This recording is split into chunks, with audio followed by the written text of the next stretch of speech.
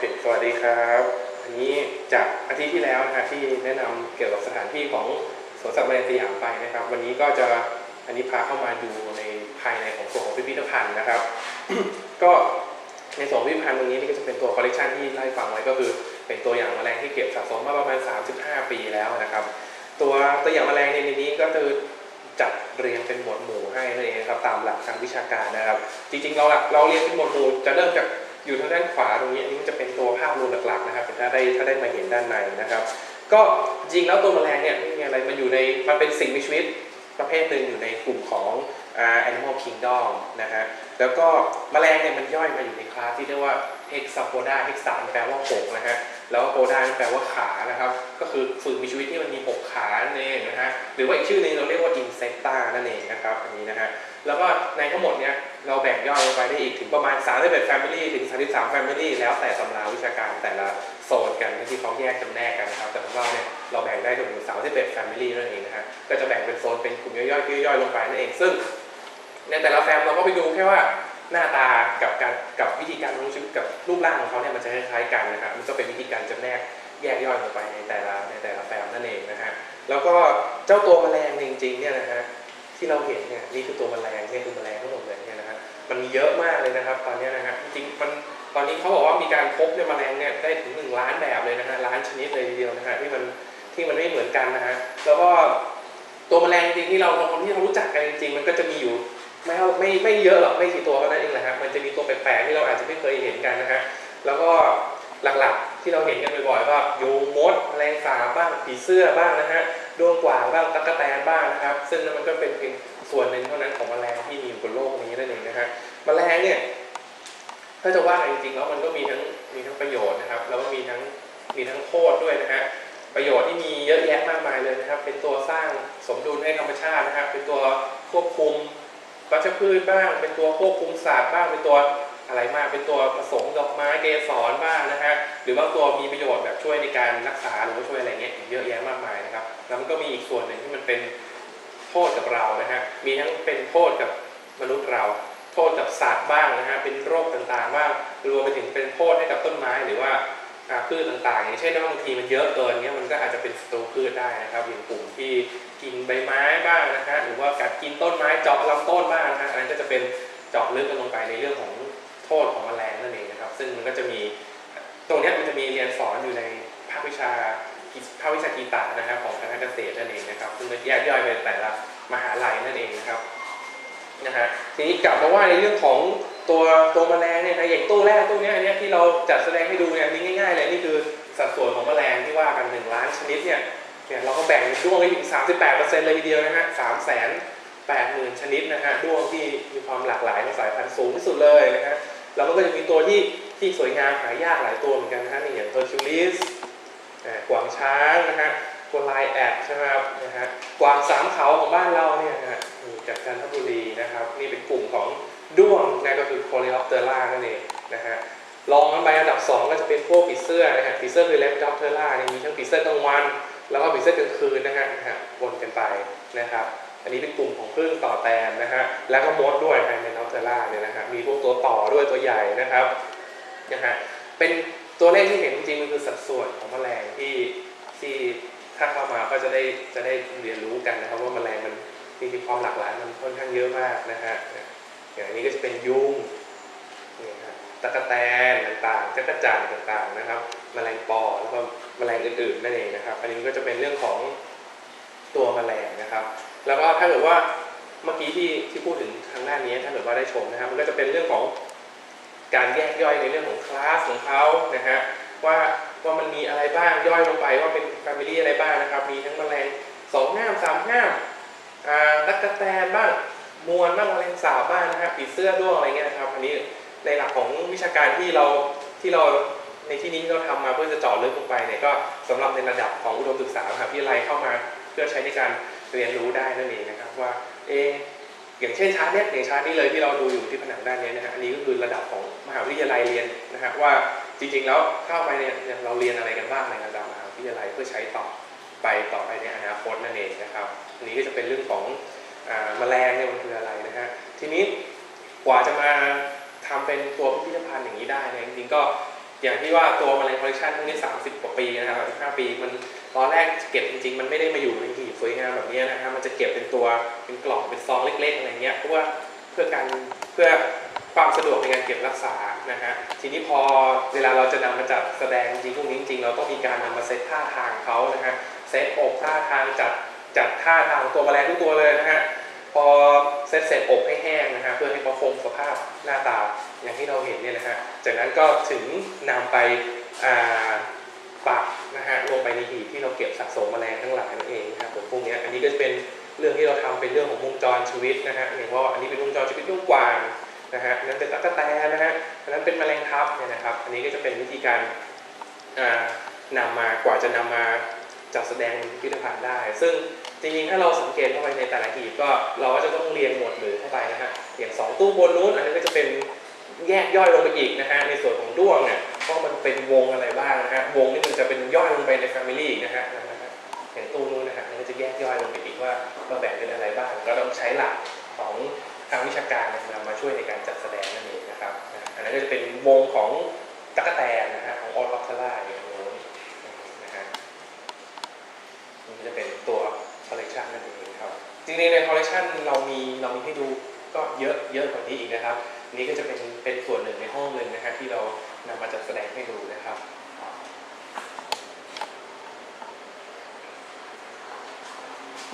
ในปัจจุบันแมลงเราได้มีการสะสมแมลงเพิ่มเติมนะก็จริงๆมีเก็บอยู่เรื่อยๆนะครับถ้ามีโอกาสนะฮะก็ค่อยๆเก็บเพิ่มเรื่อยๆเห็นว่าในประเทศก็เก็บอยู่แล้วก็ในต่างประเทศก็เก็บได้แลกเปลี่ยนมาจริงๆต่างประเทศมันเมื่อก่อนมันแลกเปลี่ยนเสรีนะฮะแต่เดี๋ยวนี้มันค่อนข้างยากก็เลยว่าของต่างประเทศบางทีถ้ายากก็อาจจะยังไม่ได้แลกเปลี่ยนมานะครับอาจจะยังเก็บอยู่ในส่วนในประเทศก่อนเพราะจริงๆคอลเลคชันของต่างประเทศจริงๆก็มีค่อนข้างเยอะแล้วแต่เรามีเรื่องของแมลงหายากด้วยใช่ไหมมีแมลงพวกตัวที่หายากๆด้วยก็มีเหมือนกันนะครับบางตัวก็แต่มันก็ซ่อนๆอยู่ในนี้ครับถ้าเกิดว่าถ้าไม่ใช่จริงๆถ้าไม่ใช่ที่เก็บจริงๆอาจจะก็มันก็คือแมลงแต่ว่าถ้าเกิดว่าเป็นคอลเลกเตอร์จริงๆหรือคนที่เขาสนใจจริงๆมาดูว่าอาจจะตกใจนี่มันตัวหายากนึงมาปนอยู่ในนี้ครับทีนี้วันนี้แมลงเท่าที่เก็บรวบรวมแมลงนี่เราพบแมลงบางตัวที่ไม่ค่อยมีเลยใช่ไหมมีไหมจริงๆมันมีชนิดใหม่ด้วยนะฮะมีที่เคยเก็บชนิดใหม่ไม่มีใช่ครับแล้วที่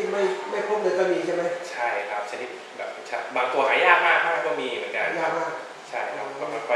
บางตัวที่เป็นตัวชนิดใหม่จริงๆเจอจริงมันก็ยังตั้งไม่ได้เพราะมันก็ต้องรอตรวจต่ออะไรกันก่อนอันนี้เราสะสมเป็นพวกเราเก็บสะสมแมลงแล้วทีนี้แมลงบางตัวมีคุณค่าโดยต้องมีการมาเลี้ยงเพิ่มเติมนี่บางตัวจริงๆแล้วหลักๆที่นี่มันจะมีแมลงที่เป็นกลุ่มของเพชรนะฮะกลุ่มของสัตว์เลี้ยงนะครับที่เรานำมาเลี้ยงจัดแสดงให้ดูก็จะเป็นของกลุ่มของแมลงสวยงามอันนี้เราเรียกว่ากลุ่มแมลงสวยงามแมลงสวยงามที่เราเลี้ยงกันนะครับเป็นกลุ่มแมลงสวยงามอ๋อแล้วเรามีการส่งเสริมการเลี้ยงให้เขาเลี้ยงบางคนที่คือได้เห็นตัวที่เรามีกล่องเลี้ยงใช่ไหมครับก็จะมีบางตัวที่เลี้ยงกันก็อย่างเช่นด้วงนะครับที่เป็นกลุ่มของแมลงสวยงามที่สนับสนุนเลี้ยงกันนะครับเป็นกลุ่มของสัตว์เลี้ยงชนิดตัวใหม่แล้วเรามีการเลี้ยงแมลงปกตินี่บอกเลยว่ามันค่อนข้างจะยากนะถ้าไม่มีความรู้เนี่ยทีนี้ว่าเรามีการเลี้ยงยกตัวอย่างได้ไหมว่าไอ้ตัวไหนที่มันเลี้ยงได้แล้ววิธีการเลี้ยงทำยังไงบ้างครับบางคนอยากจะเลี้ยงเนี่ยจริงๆถ้าอยากจะเลี้ยงเนี่ยเลี้ยงแมลงเนี่ยนะครับโอ้โหมัน108มากเลยคืออย่างที่เมื่อตอนนั้นบอกไปนะคือแมลงแต่ละตัวมันการดำเนินชีวิตของเขามันไม่เหมือนกันนะฮะถ้าอยากเลี้ยงต้องไปศึกษาก่อนเอาตัวที่เป็นเขาเรียกว่าคนนิยมเลี้ยงเอาตัวที่จริงๆที่พูดปุ๊บแล้วเก็ตเลยก็จิ้งหรีดนะครับจิ้งหรีดเนี่ยจิ้งหรีดก็เป็นสัตว์เศรษฐกิจด้วยนะเลี้ยงไปกินนะฮะเลี้ยงง่ายที่สุดก็คือเลี้ยงในบ่อใช่ไหมฮะแล้วก็ใส่อาหารไก่พวกธัญพืชทั้งหลายแล้วจิ้งหรีดก็จะเป็นแพะกินตัวนั้นเสร็จปุ๊บก็พอครบระยะวงจรก็เต็มวัยก็พอที่จะไปวางไข่เราก็ต้องเตรียมพื้นที่ให้เขาไปวางไข่เพื่อที่จะให้จิ้งหรีดวางไข่แล้วเราจะได้ลูกรุ่นต่อไปมาเลี้ยงก่อนมันก็จะเป็นครบรอบของเขาแล้วก็ไข่ไปฟักเพื่อจะลงบ่อต่อไปนั่นเองจิ้งหรีดเห็นว่ามันกินกันเองด้วยใช่ไหมบางตัวถ้าอาหารไม่พอจะกัดกันเองด้วยครับอย่างนั้นก็ต้องไปดูเรื่องอาหารอย่าให้ขาดแล้วส่วนใหญ่จะเลี้ยงพันธุ์ไหนพันธุ์ดำหรือพันธุ์แดงมีทั้ง ส่วนใหญ่จริงๆเป็นจิ้งหรีดบ้านนะฮะตัวสีขาวนะฮะแล้วก็จิ้งหรีดดำจิ้งหรีดแดงเนี่ยหายากทองแดงนะครับไม่ค่อยมีทองแดงหาไม่ค่อยมีทองดำพอเห็นจิ้งหรีดบ้านนี่เยอะหน่อยเพราะว่าส่วนใหญ่ตัวนี้กินกันเป็นตัวอาหารหลัก รู้สึกว่าแล้วก็เลี้ยงง่ายด้วยเพราะว่าตัวเล็กมันก็ไม่ค่อยทำร้ายกันถ้าตัวใหญ่มันมีเขี้ยวเนาะมันตัวใหญ่แล้วมันก็สามารถสู้กันได้เห็นว่าตอนนี้ก็ส่งเสริมเป็นการค้ามีการผลิตเป็นอุตสาหกรรมเลยครับผมจิ้งหรีดนะฮะก็จริงๆแมลงกินได้นะครับมันเป็นส่งเสริมเป็นอุตสาหกรรมได้ในฐานะที่เลี้ยงแมลงตรงนี้เนี่ยจิ้งหรีดก็เลี้ยงมานานเนาะแล้วมันมีโรคตัวอะไรที่เยอะที่ทำลายจิ้งหรีดจริงๆถ้ามีส่วนใหญ่ที่เจอนะฮะก็คือสกปรกครับสกปรกใช่ไหมสกปรกแล้วก็จิ้งหรีดก็เหมือนมันก็ทนไม่ไหวอยู่กับสภาพแวดล้อมที่ไม่ดีเขาก็ตายไปจะเจอส่วนใหญ่จะเจอหลักๆเลยคือสกปรกถ้าไม่สกปรกทำความสะอาดตัวแล้วก็ขอให้สะอาดแล้วก็แห้งสนิทก็โอเคแล้วครับแล้วเวลาที่เลี้ยงมานานๆเวลาผสมพันธุ์คัดสายพันธุ์ยังไงครับโอ้จริงจิ้งหรีดจริงตัวจิ้งหรีดบ้านที่เราทำกันเนี่ยนะฮะแทบไม่ได้คัดสายพันธุ์เลยครับคือมันก็จริงๆรอบนึงมันออกมามันเยอะมากนะครับมันก็ผสมกันแทบจะโอกาสที่จะเลือดชิ้นน้อยมากๆโอกาสที่จะเลือดชิ้นใช่เพราะมันมีจำนวนมากมันมาแต่ละโขดทุกที่เลยครับโอกาสที่เลือดชิ้นน้อยมากครับผสมกันคือบอกการเลี้ยงแมลงเนี่ยประกอบด้วยตัวที่หนึ่งคือพันธุ์อาหารที่สองอาหารนี่ก็อาหารไก่ใช้ได้เลยใช่ไหมอาหารไก่ไก่ไข่หรือไก่รุ่นครับเรียกว่าไก่อ่อนแล้วกันนะไก่อ่อนใช่ครับตัวเล็กๆเพราะเนื้อมันจะละเอียดหน่อยคือไก่อ่อนแล้วก็วัสดุอุปกรณ์การเลี้ยงนี่มันมีอะไรครับก็มีแค่ถ้าเกิดว่าธรรมดาหาได้ง่ายก็บ่อซีเมนต์ที่จะทำให้จิ้งหรีดมันอยู่ได้กันมันออกหน่อยนึงนะฮะแล้วก็ถาดของเราบางไข่แค่นั้นเองแล้วก็แผงให้มันหลบแล้วการจัดการทำไงเวลาเอามาเลี้ยงสมมติเตรียมอุปกรณ์พร้อมเอาพันมาแล้วเอาผสมเรียบร้อยอาหารไก่กินให้อาหารทุกวันไหมต้องมาเช็คอีกทีว่าอาหารหมดหรือเปล่าถ้าอาหารหมดก็ค่อยเติมเข้าไปดูแค่นั้นเองครับใช่แล้วก็ดูความสะอาดถ้าอืดเยอะก็ต้องกวาดอืดทิ้งครับแล้วกี่วันขายได้เนี่ยกว่าจะขายได้ก็อยู่ที่ประมาณ3 เดือนนะฮะ3 เดือนใช่ครับจากที่ไข่นะฮะกว่าจะมาเป็นตัวใหญ่ที่พร้อมจะกินครับประมาณ3 เดือนนะแล้วก็ช่วงนั้นก็ช่วง3 เดือนนั้นมันก็จะมีปีกแล้วครับเราต้องรีบลงรุ่นต่อไปเรามีการส่งเสริมการเลี้ยงไม่รู้ว่าชาวบ้านมาดูจริงส่วนใหญ่อันนี้จริงเหมือนกึ่งเป็นภูมิปัญญาพื้นถิ่นอยู่แล้วด้วยนะฮะเราก็ไม่ได้เสริมอะไรมากมายครับในฐานะที่ทำสยามจุดสูก็มีทั้งส่งเสริมการเลี้ยงให้การเลี้ยงตรงนี้เป็นตัวอย่างแมลงเนาะแล้วก็เรามีโอกาสที่จะเขาเรียกว่าเลี้ยงแมลงตัวอื่นที่มีอะไรความต้องการทางเศรษฐกิจนี้ตอนนี้นี่ส่วนใหญ่จะถ้าเป็นแมลงที่กินได้ก็ยังไม่ได้เลี้ยงเพิ่มนะครับแต่จะมีแมลงที่หลักๆก็คือเลี้ยงเพื่อเป็นสัตว์สวยงามนี่คือจะเป็นสัตว์สวยงามอย่างเช่นก็มีด้วงนะครับมีด้วงมีตั๊กแตนนะฮะแล้วก็มีแมลงสาบที่เราเลี้ยงกันแมลงสาบเลี้ยงด้วยแมลงสาบจริงๆเลี้ยงก็เป็นสัตว์เป็นอาหารสัตว์นะฮะเป็นอาหารสัตว์อีกทีนึงพันเหมือนแมลงที่ในบ้านเราไหมแมลงสาบเป็นแมลงสาบของที่อื่นนะครับไม่ใช่ของบ้านเราตัวเล็กๆที่มันนิ่มอันนี้ก็จะเป็นสัตว์เศรษฐกิจอีกประเภทหนึ่งนะครับตอนนี้ของเรานี่นอกจากเลี้ยงตรงนี้แล้วเรามีเลี้ยงพวกผีเสื้อก็มีใช่ไหมแล้วก็มีผีเสื้อด้วยที่เลี้ยงไว้ในสวนนั่นเองครับครับนี่ก็ถือได้ว่าที่จะมาแมลงนอกจากมีแมลงตัวพวกนี้ทั้งหมดเห็นว่าจุดเด่นของเรานี่มันมีจับแมลงหายากใช่ไหมในเมืองไทยจริงๆมันก็มีหลายตัวที่จัดแสดงโชว์ไว้ในนี้นะครับบางตัวนะฮะมีใช่ไหมมีตัวไหนต้องบอกไม่ต้องมาดูหายากๆหน่อยจริงๆจะบอกยังไงดีหายากๆมีเอาแมลงทับก็ได้ครับจริงๆอย่างที่ตู้นะตรงที่เป็นโซนตรงแมลงทับตู้นั้นแทบจะเราจะเห็นกันจริงๆมีแค่3 ตัวครับที่เหลืออีกเกือบ30-40 ชนิดในนั้นแทบจะไม่มีแล้วใช่ไหมแทบจะหาไม่เห็นแล้วตัวอย่างครับอันนี้ก็นี่จะเป็นส่วนของคอลเลคชันนั่นเองนะครับคอลเลคชันมาทำรู้สึกทำแมลงได้เยอะมากแล้วแต่ตู้จัดที่สวยงามมากนะถือว่าเป็นสิ่งที่ท่านผู้ชมได้จะมาเนาะมีอะไรในช่วงนี้จะแนะนำท่านผู้ชมไหมครับจริง